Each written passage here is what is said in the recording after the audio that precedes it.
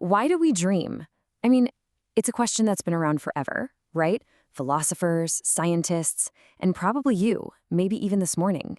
Well, in this explainer, we're going to dive deep into the science behind our wildest nightly adventures. Oh, yeah, you've definitely been there. We all have. You wake up, maybe your heart's pounding a little, and you're just stuck with this super weird, vivid image in your head, and you're thinking, what on earth was that? You know, those dreams where you find yourself Just flying through the sky, like soaring over your neighborhood, feeling the wind, and it feels totally normal in the moment. Or how about this classic? Being chased. You're running and running down some endless hallway, but your legs feel like they're stuck in super thick mud. Or maybe something a little more profound, like talking to someone who isn't even alive anymore. Just a totally normal chat with a loved one you've lost. And for that little while, it feels so real. Yeah, these things can be totally random, super emotional, and just unbelievably vivid. So that's the big question, isn't it? Why do we even dream at all? Is it all just random brain static, like a TV with no signal? Or is there something way more important going on up there while we're asleep? Let's get into it. Okay, so before we can tackle the why, we gotta cover the what. From a science standpoint, what even is a dream? Well, at its most basic, a dream is just stories and images that your brain cooks up. It's kind of like you have your own personal movie director working the night shift inside your head.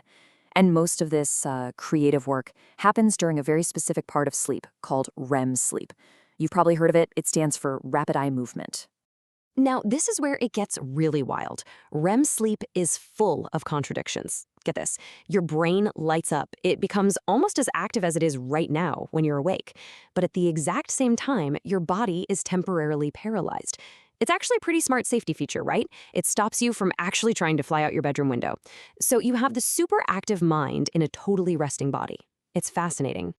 All right, so we know what dreams are. Now for the main event. Why do they happen? Look, scientists don't have one single final answer just yet, but they do have some really strong theories that are getting us super close to figuring it all out. First up is a big one, memory processing. The idea here is that your dreams are basically your brain's personal data center, busy sorting through everything that happened to you. Think of it like this. Your brain is a huge, messy office. All day long, new files get thrown onto the desk. You know, things you learned, conversations you had, stuff you saw.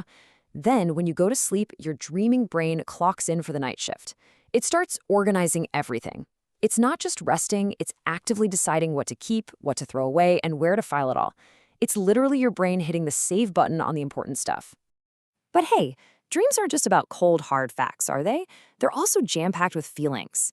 And that brings us to theory number 2, emotional processing.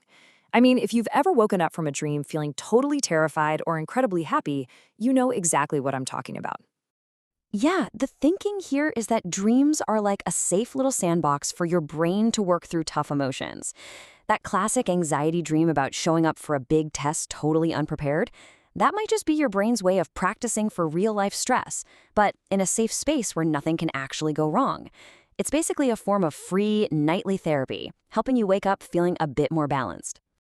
Okay, but what if dreams were more than just therapy? What if they were your brain's secret weapon for creativity and solving problems? Well, that's exactly what this next theory suggests. See, when we're awake, our brains are usually pretty logical, right? We think from A to B to C. But when we're dreaming, all those rules just get thrown right out the window. Our minds are completely unrestricted, and they can start connecting ideas in ways that would never happen consciously. And this is real. Some major breakthroughs, like the chemical structure of benzene, or even the melody for the song Yesterday by the Beatles, reportedly came from dreams. How cool is that? All right, our next theory takes a step way back into our evolutionary past. This one suggests that dreams are actually an ancient survival tool. And I love this quote because it nails the idea perfectly. Think about it, those super stressful dreams where you're being chased or falling or fighting someone. This theory says that's your brain running a VR simulation. It's practice. By running through these scary situations while you're safely asleep, our ancient ancestors might have been better prepared to deal with a real-life predator.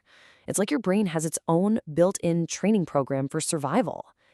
So, okay, we've got dreams as memory managers, as therapists, as survival trainers. But what if the answer is none of the above? there's a much simpler, maybe more cynical theory. What if dreams have no real purpose at all? This idea suggests that during REM sleep, your brainstem just shoots off a bunch of random electrical signals. And our brain, which is basically a storytelling machine, just tries its best to make sense of the chaos and weave it all into some kind of story. That would definitely explain why dreams can be so incredibly weird and make absolutely no sense. Which brings us to another huge question. If dreams are just a bunch of random signals or stories in our head, why do they feel so real? Well, the answer is all about which parts of your brain are switched on and which are switched off. Your emotion centers, they are cranked up to 11. They're firing on all cylinders, which is why you can feel such intense joy or terror in a dream. But at the same time, your logic center, the part that handles rational thought, is basically taking a nap. So you feel everything incredibly deeply, but you don't even think to question why you're suddenly flying or having a deep conversation with a giant talking squirrel. It just feels normal. Okay, so let's pull all this together. We've talked about memory, emotions, problem solving, survival practice, and just plain random noise. So after all that, where do we land? What's the real reason we dream? Well, the truth is, it's complicated. There probably isn't just one single answer. The general thinking among scientists today is that dreaming isn't just for one thing. It's probably a mix of all of it. It's a multi-purpose tool our brain uses to handle memory, emotions, creativity, and maybe even survival instincts. So it's definitely not just noise. It's a super complex, super important process that shows just how amazing our brains are, even when we're completely out of it. So here's what I want you to take away from all this. The next time you wake up from some totally bizarre dream, don't just shrug it off as weird. Instead, just remember that your brain was working overtime all night, filing memories, dealing with emotions, and maybe even training you for life. Your dreams aren't just strange little movies. They're a peek into the incredible, mysterious work your mind is doing every single night.